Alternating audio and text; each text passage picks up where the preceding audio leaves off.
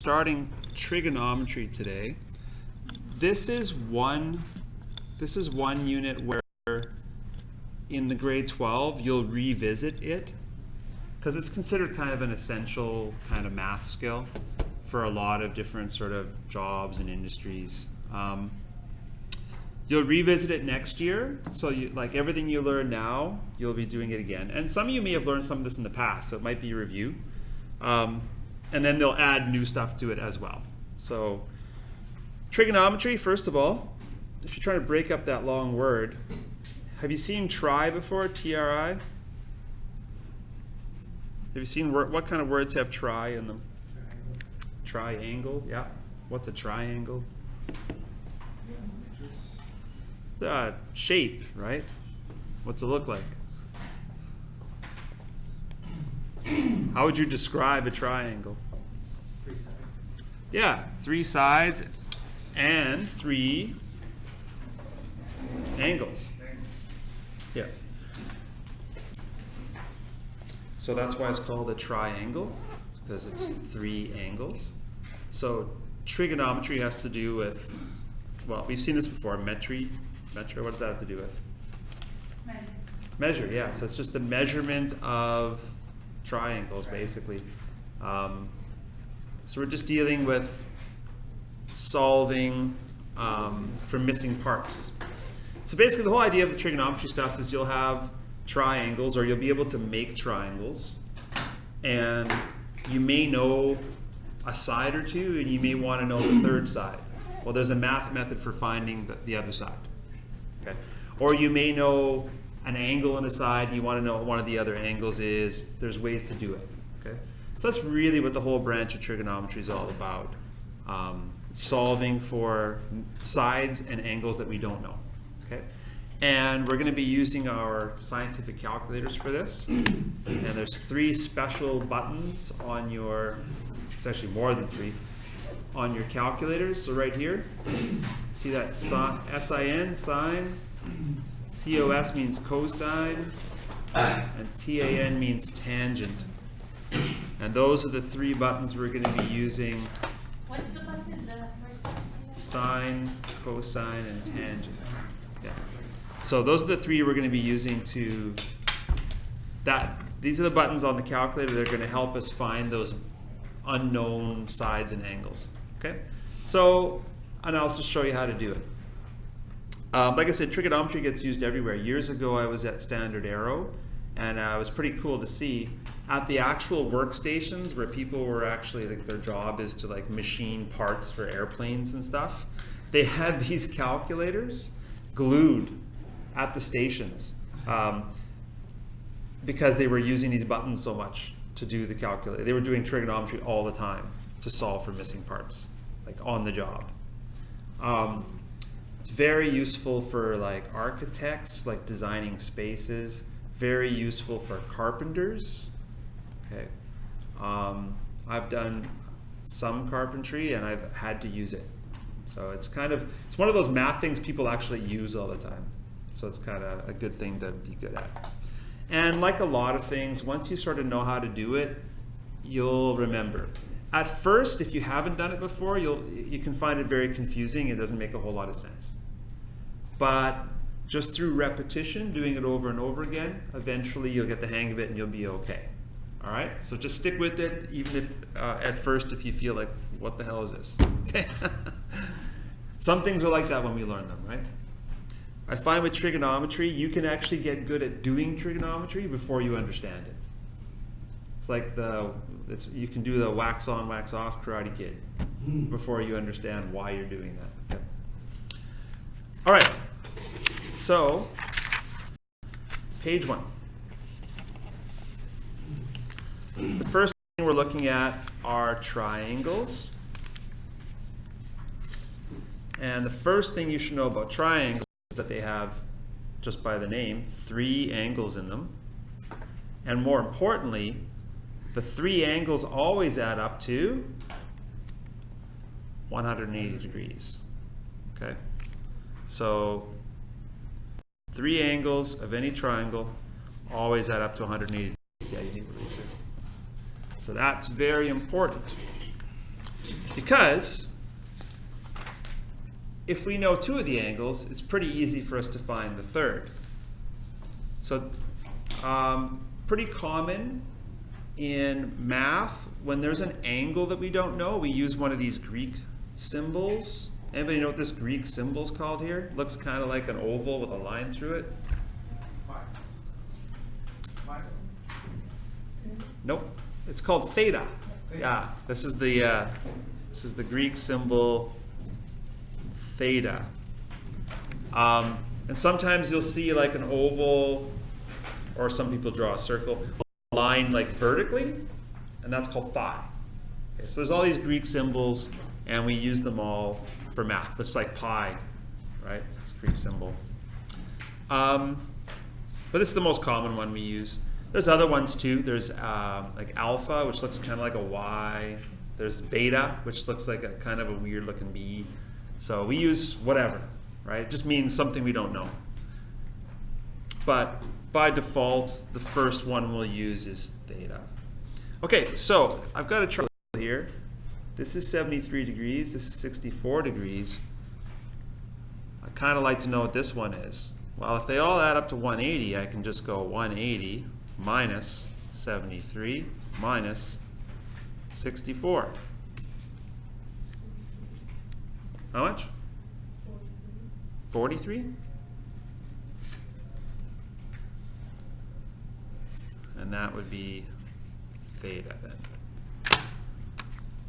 Yeah. Use a calculator for it. Or, yeah, there you go. Try to figure it out in your head. Double check it with the calculator. That's a good way to wakes your brain up.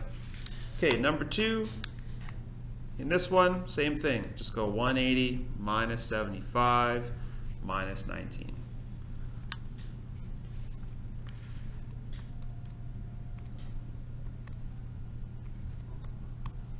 And this one ends up being 86 degrees there. Okay, now this one, there's the angle I'm trying to find, theta. Here's my 45 degrees. This angle, though, it just shows this little sort of box here. That, in mathematics, denotes a right angle. So this is called a right angle. This symbol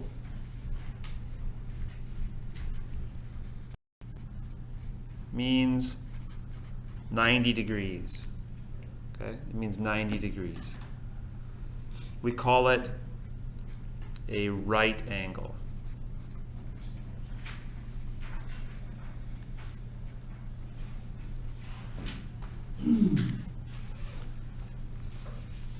Now, obviously, in things like construction, right angles are very important. And they actually have lots of tools to make sure everything's at right angles. So, for example, if you're building a wall on the floor, is it better for the wall to be perfectly vertical or to be maybe slanted out a little bit or slanted in a little bit? If you're building walls, should they be like that or like that or like that? Should be straight. Straight up. And the way they can check that a wall is straight up, because sometimes it's not that easy to sort of look at it, is they just check the little corner there and they make sure that it's 90 degrees. Okay? And we say that when something is perfectly vertical when compared to a horizontal, we call that perpendicular. Have you heard that word before? So this pencil would be perpendicular to my arm.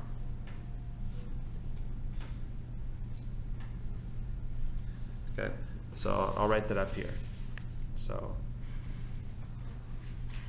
if this is a 90-degree angle, we call that these lines are perpendicular. It's a really strange word, eh? That spelling bee word.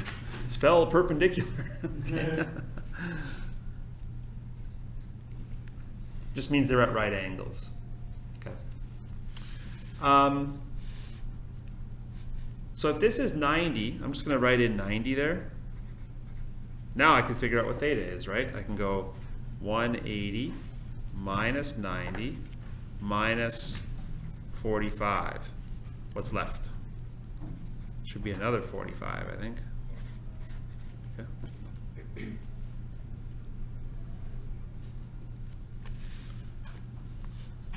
Okay, this one's interesting.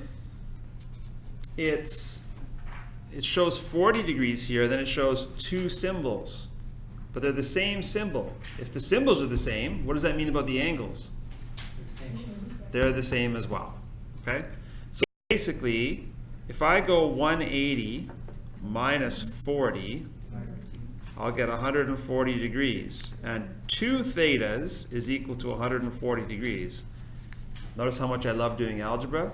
Thetas being multiplied by 2. How do I undo that? Divide by 2. So 140 divided by 2 is 70 degrees. So each of these angles has to be 70 degrees. Okay. Now, because this is like a workbook, you can't trust that it's drawn properly, right? If it's drawn properly, then I can take one of those little compasses and I can actually put it on there and measure the angle. But I can't trust that that'll work in this book. It's probably close. That looks kind of like 70 degrees. It's probably close. All right, this one here, that one I can just do 180 minus 88 minus 20.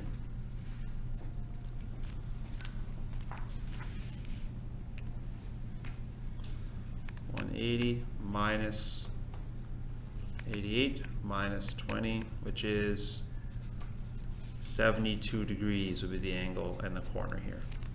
Okay. And last one here, that's 180 minus 70 minus 65.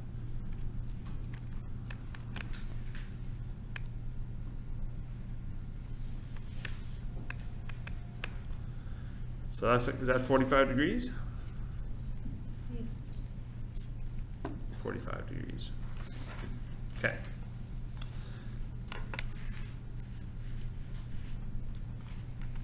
So, turning the page, page 2. There's a review of types of triangles. How many of you remember learning this in the past? About types of triangles. How many, is this brand new for anybody? Types of triangles. Yeah? Looks brand new? Okay. So this is called, any triangle where all the sides are the same is called an equilateral. And if you look at the word equilateral, lateral means side. Equa means equal.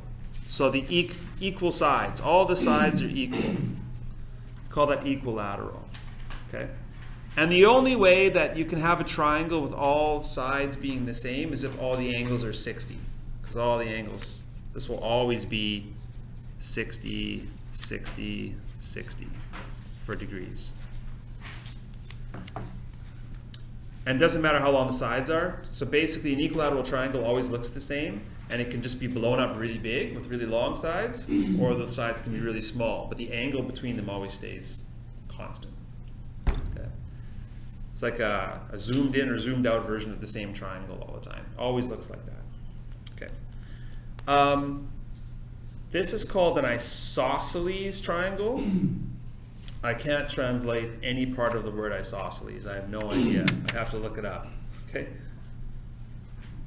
Iso usually means like isolate by itself. So I'm not sure what this means. Unless it has something to do with the one side that's different. It's by itself. But these two sides are the same. Okay? We call that an isosceles triangle. These two sides have the same length. And because these two sides have the same length, these two angles are also the same. Okay. They can be different things in different triangles, but if these two sides are the same, these two angles have to be the same. Okay, this is the one we're going to work with in this unit here mostly. It's called a right triangle, and the word right means 90 degrees. Okay? So a right triangle is one that has a 90-degree angle in it. And you can actually draw the little box there. Instead of writing 90, you can just put the little box there. It's the universal symbol of 90 degrees. Okay? And this one here is called a scalene triangle, and that's one in which all three sides are different. They're all different lengths. So this is called classification. We're just looking at these and trying to decide what they are. Identify each triangle as an equilateral, isosceles, right, or scalene. Okay, this one, what is it? That's an equilateral. This one here, 3, 4, 5. Yeah, the fact it's 3, 4, 5 doesn't matter. All we're looking at is this thing here. That means it's a right. Oh, let's just label these. This is equilateral. This is a right triangle.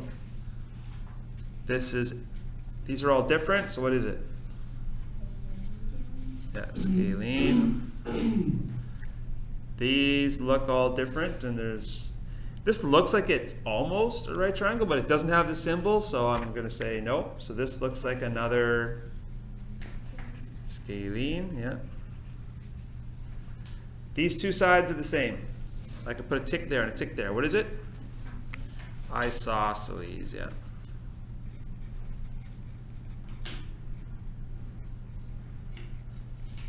Sounds like a classic Greek name, isosceles. That is a Greek name. For like some kind of god or something? God of triangles?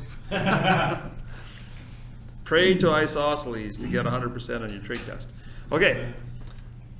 This one has this angle, so that's a right triangle, yeah.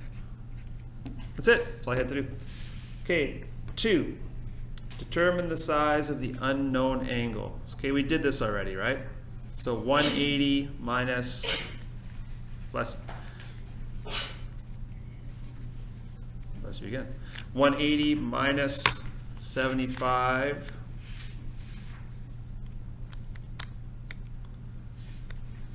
minus 45. So that's 60 degrees there.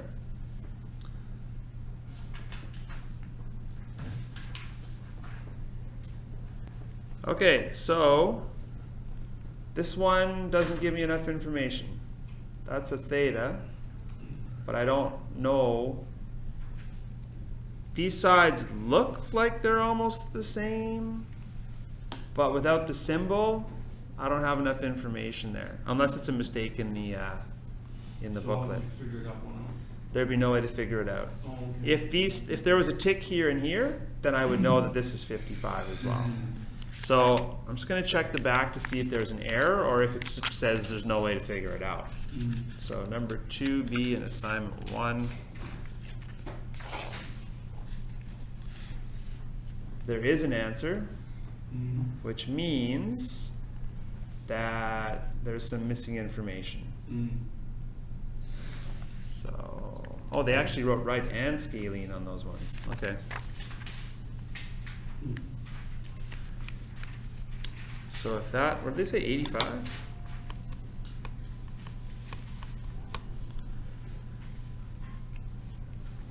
So this one, we can't do it. I think they meant to put an angle here for you to figure it out. So omit. Omit means, it's not an omit triangle, it means omit this question, get rid of it. This one we can do, C. That's, what's this angle worth here with the little box? That's a 90, so I can figure out, I can go 180 minus 90, which is 90, and 90 minus 42 would be 48, would be there. Okay, this one down here, if these are both 50, what's 180 minus 100? So that's got to be 80 up there. Okay, these are all the same. If they're all the same, the only number that works is 60, yeah. What kind of triangle is that again? That is an equilateral triangle, yeah. Okay, this is 90. That's 35, so 180 minus 90 would be 90, and 90 minus 35 would be 55? Okay. So we can do all of them except that one. Okay. Next page. we didn't need to spend a lot of time on that stuff. So this is the first thing that we're going to do that's kind of pretty mathematical looking. It's called the Pythagorean theorem. Now there's a whole historical piece about where it came from. Pythagoreans, like a group of people back in ancient history. And actually the history of math is actually pretty fascinating. I know that you'll be so interested in learning it that you'll on your own look up the history of math and learn as much as you can. Take a course in it. Okay. But for now we're just interested in sort of learning how to do it. So Pythagorean theorem basically states that if you know two sides of a right triangle, you can always find the third. Okay. And there's some special names. So this long side here, okay, it's the longest side of a right triangle. It's the longest side of a right triangle. And it's called this. The word is called hypotenuse. The hypotenuse of a triangle is the longest side. And it's always across from the 90-degree angle.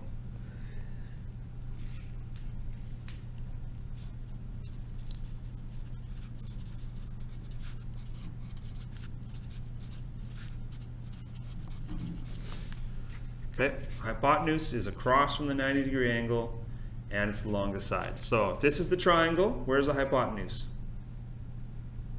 Is it this side? No. Is it this side? No. Is it this side? Okay, so instead of writing out that long word every time, I'm just going to put like hype. Because hype is a cool word, right? Classic Public Enemy song, don't believe the hype. But this time you should believe the hype. Okay. On this triangle, is this the hypotenuse? No. Is this the hypotenuse? No. Is this the hypotenuse? Yeah. Yes.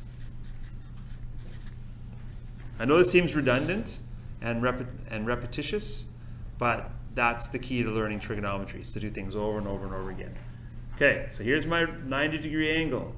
Is this side across from the 90 degree? Sure. No. Is this side across from the 90 degree? Sure. No. Is this side across from it? Yes. So that's my hypotenuse. And is this side across from it? Yes. Okay. Step one to doing trigonometry, locate and label the hypotenuse. You're all able to do that. You're now one step closer to knowing how to do right angle trigonometry, which is a super cool skill. You'll impress all your friends at parties that don't know how to do it. Okay? Okay. The Pythagorean theorem states that the squares of the lengths of the two short sides in a right triangle, when added together, are equal to the square of the length of the hypotenuse. That is not that easy to understand when you read it like that. But here's what it means. Here's what it means. It means, and I'm going to actually do this on a separate piece of paper, if I can find a separate piece of paper. It's okay. I'm going to pull one out of the printer here.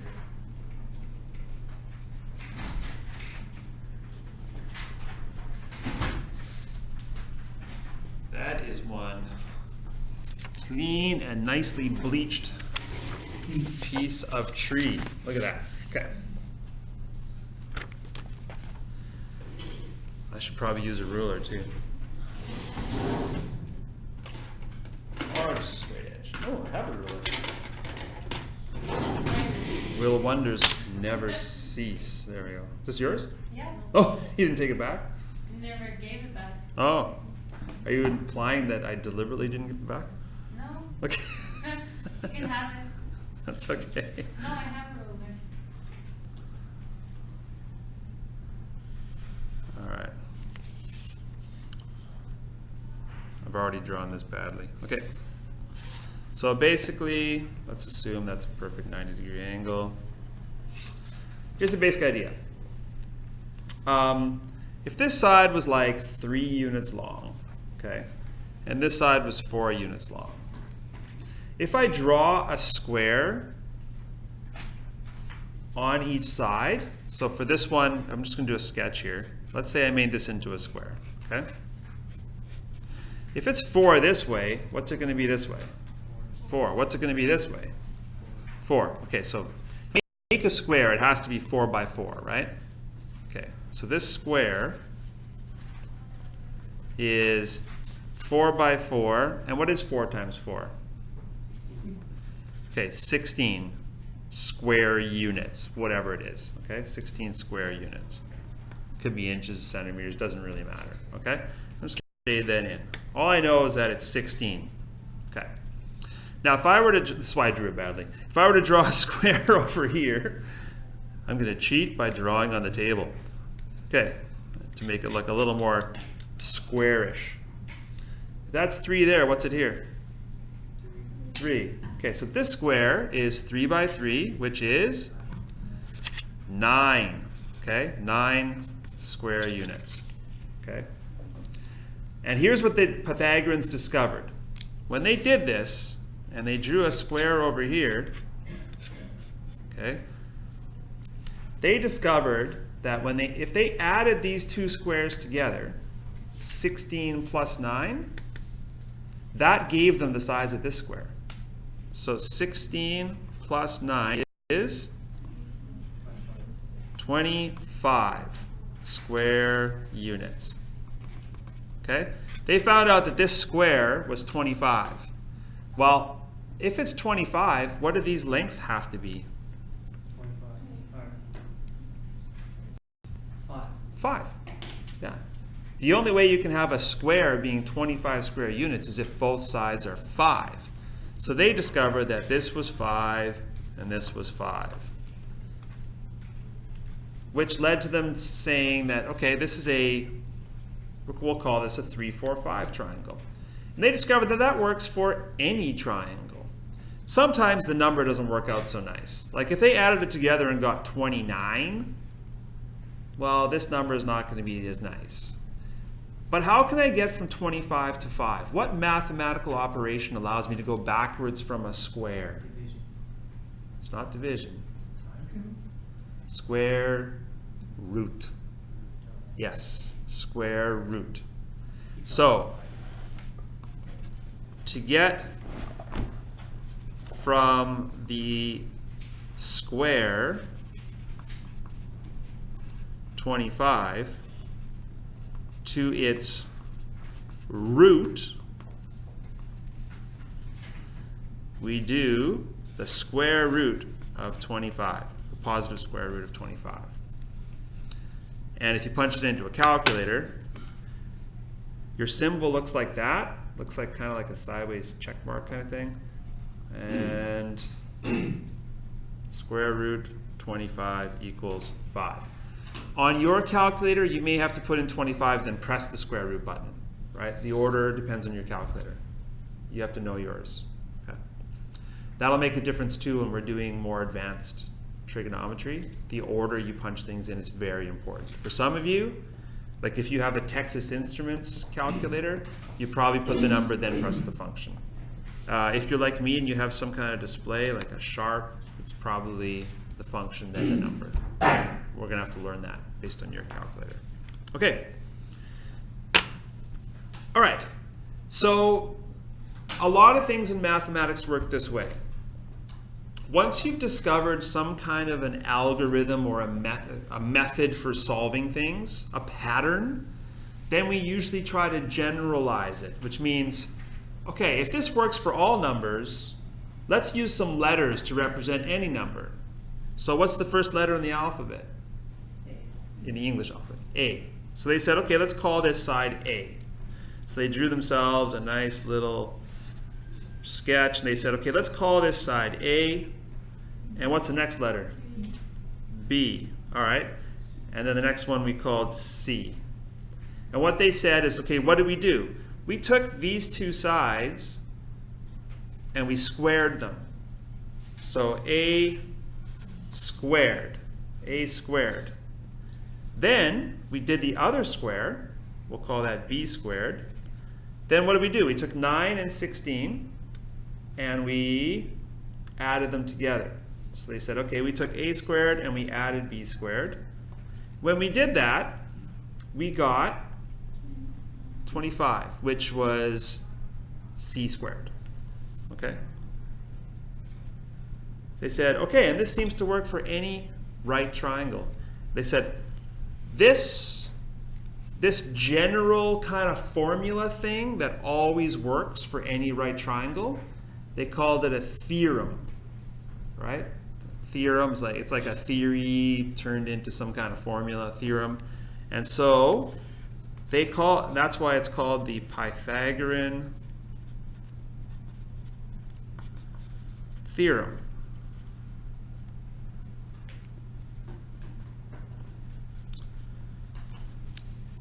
So if I were able to discover some math phenomenon that no one else has discovered before, something that always works that nobody knew worked, and I was able to generalize it in using letters and symbols and stuff, I could have my own math theorem. And people like hundreds of years, thousands of years from now will be teaching it in math classes, and they'd have to come up with a cool name for it. The Todd theorem. Okay. You could do this yourself. It would probably be in something in chaos theory, which is the newest kind of branch. Yeah, chaos theory. They're developing it. Yeah. Finding patterns in chaos. It's a tough gig. Okay, so that's Pythagorean theorem. So now we just have to like practice using it. All right? So let's use it. Example 1. Use the Pythagorean theorem to find the length of the hypotenuse, the long side. Another name for the hypotenuse is side C, according to the Pythagorean theorem. So the theorem was a squared plus b squared equals c squared. Now it doesn't really matter which one you call a or b on the short sides. I always just write left to right. I'm going to call that a there. I'm going to call that b. All right. So if a is 5, I'm just going to go 5 squared. And if b is 12, I'm going to do 12 squared. 5 squared is what? 25. 12 squared? 144. If you said that quickly, that means when you were young, you memorized squares. Usually everyone memorized up to about 12. Yeah, and then not everybody went beyond that. So if I ask people like, you know, what 11 squared is, does anyone know what 11 squared is? 11 squared? 121. That means you memorize that, right? But usually they stopped at 12. So when I say, what's 13 squared? And then everybody's like, okay, because it's memorized, right? Or 14 squared. Like nobody knows that one, right? Okay. What's 25 plus 149? 169 is c squared. Okay, and then your last step to use the Pythagorean theorem is to undo the square or find the root of it, which means you hit that square root button. Okay? So the square root of 169 equals c. And you can just use your calculator for that if you didn't memorize the square of 13, because the square root of 169 is 13. 13 is c. The x is 13. Now known as a 5, 12, 13 triangle. Works out nicely. Almost always in real life, you're going to get some kind of decimal answer. Okay, not real nice numbers, but.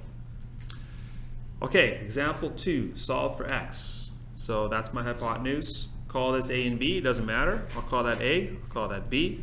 I'm just going to go 19 squared plus 21 squared equals x squared. I'm going to get big numbers here.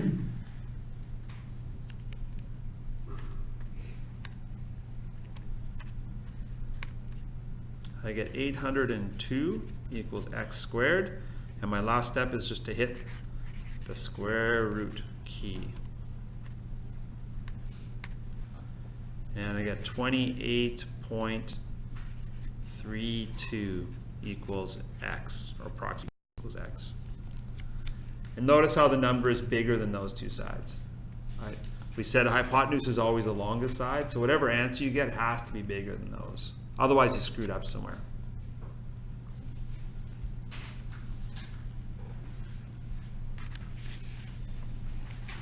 And that's the Pythagorean theorem. Now, you can also use it if you're missing one of the shorter sides. If you know the longest side, you can still use it to find the shorter side. It's just, instead of doing add, you're going to do subtract. Okay. So that's what we're going to do here. So we already know the longest side. This is the hypotenuse. So here's my A, here's my B, here's my C. If I write it out, I have x squared plus 8 squared equals 10 squared. Plus? Yeah. A squared plus B squared equals C squared. So once again, I end up doing that algebra thing. 8 squared is, and 10 squared is 100. Okay, I don't like having my plus 64 over here. I want to get rid of it. How do I get rid of plus 64? Take it away. Yeah. So if I take away 64, it'll disappear there. And 100 minus 64 is 36. Then x is going to be the square root of 36, which is 6. So A is 6. Now, if you don't like doing algebra, then just remember this. If you have the longest side, just square it and take away the square of one of the other sides. It's always just going to be take away. Whatever answer you get, square root it, you're done. So you don't have to formally do the algebra. You just have to remember that you're adding squares if you're looking for the longest side, and you're subtracting squares if you're looking for the short side. Okay? So That'd be like 8 squared minus 10. it has to be the larger number first, right? So it'd large have- number first. yeah, so it'd be 10 squared minus 8 squared. So, So if x is the shortest, then it's yeah. So for example, looking at this next one, I have the longest side. So I know that I'm going to be doing 7.2 squared Mhm. minus 3.5 squared. Okay. Whatever answer I get, I hit square root and I'll have that side. Rather than formally writing out all that algebra. Okay? So if you're someone that just wants to remember how to do it quickly, you don't like doing the algebra, writing out the formula, then just remember, if you start with the long side, square it, So- subtract one on the other side, square it. If x is the shortest, then that's minus, right? It doesn't matter. You could be looking for either of these. If you have the longest side to start with, the hypotenuse, you're going to be subtracting. Yes. Okay. If you don't have it, you're going to be adding. Okay. That's the kind of thing. If I was making a page of notes for myself that I wanted to remember to do the test, I would write that in there. Like, oh yeah, if I already know the longest side, it's a subtraction. Okay, so this one's just going to be 7.2 squared minus 3.5 squared equals x squared. So 7.2 squared minus 3.5 squared. And then I'm going to hit that square root. And I'll get 6.29 is approximately equal to x. After I do the square root thing. Okay, now, so I just squared that, and I squared that, I subtracted them, and whatever I got, I hit the square root, and I was done. That's what it would look like if I was just doing it quickly, right? If I wanted to do it the long way, I would write x squared plus 3.5 squared equals 7.2 squared. Okay, I apologize.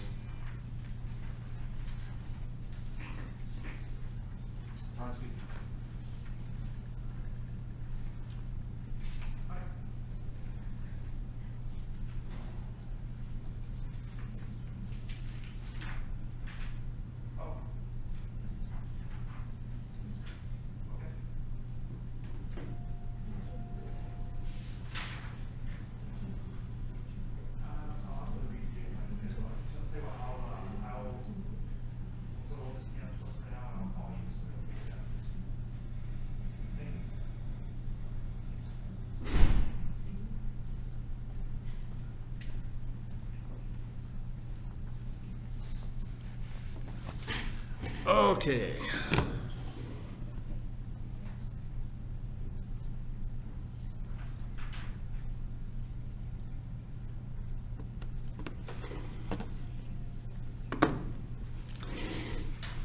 So yeah, the formal way to write it out would look like this, and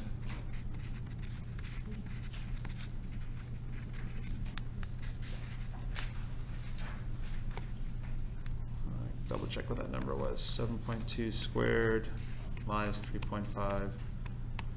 It was 39.59, and then I hit the square root of 39.59, which was 6.29. Okay. Okay, and so the thing about trigonometry is it's actually pretty useful for solving kind of practical problems. For example, okay, and I've actually done this. In fact, I had a tree that I needed to knock down. I didn't want to pay anybody to do it. You should pay people to knock your trees down, but I felt I could do it. So the big issue, what's a big issue? If you got a large tree you want to knock down, what are you concerned about? Falling on top of you?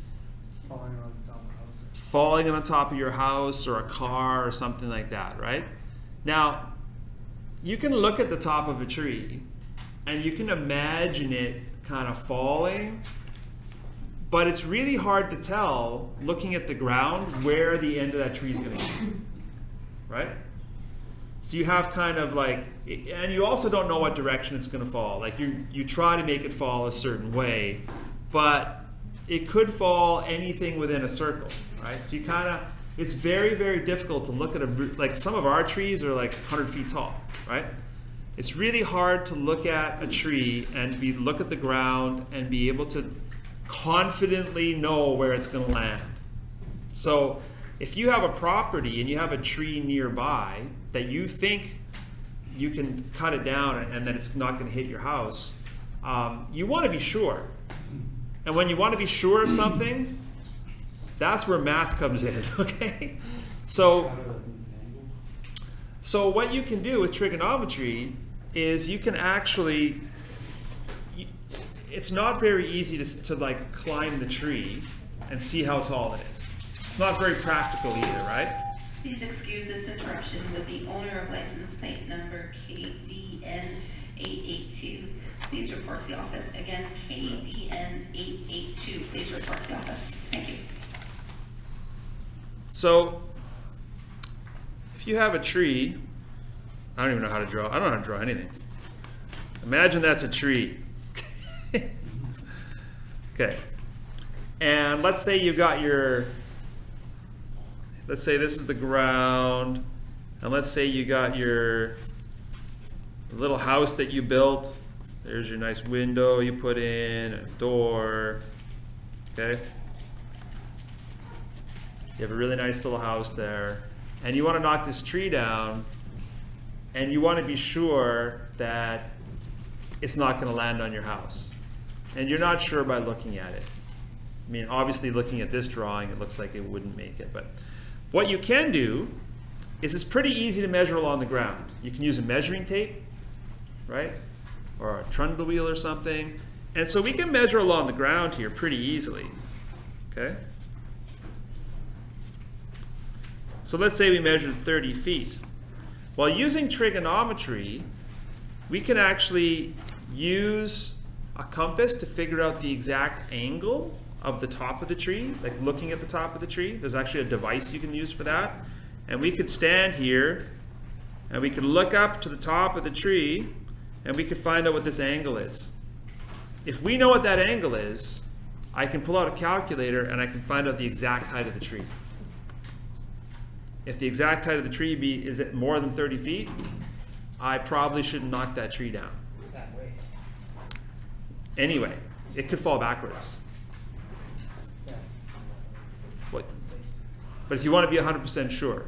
So quite often, like what tree companies will do, when they look at it and they figure out how far it is, if there's a nearby house or something like that, they'll top the tree. They won't knock it down from the bottom. It's too dangerous, right? It could fall and crush the whole building. They'll top it off. They'll cut off a piece up here they'll cut off another piece here until it's small enough in height-wise that when they drop it, it can't crush the property. Okay? But sometimes they'll knock the whole tree down. Last year, and I live in an old neighborhood, right? There was a 100-foot tree, and the city crew came out, and they did the measurement, they did the trigonometry, and they figured out that they could drop the whole tree. They cleared the block, all the cars, they made everybody move the cars, and they dropped it onto the road, and it spanned many, many properties. So they did the math. It was pretty impressive. I got video of it. Like, it shook the whole street. It was a huge, huge elm tree, right? These things are big. So that's what trigonometry is useful for. And that's what we're going to be doing, those kinds of things. Yeah. So we're kind of out of time.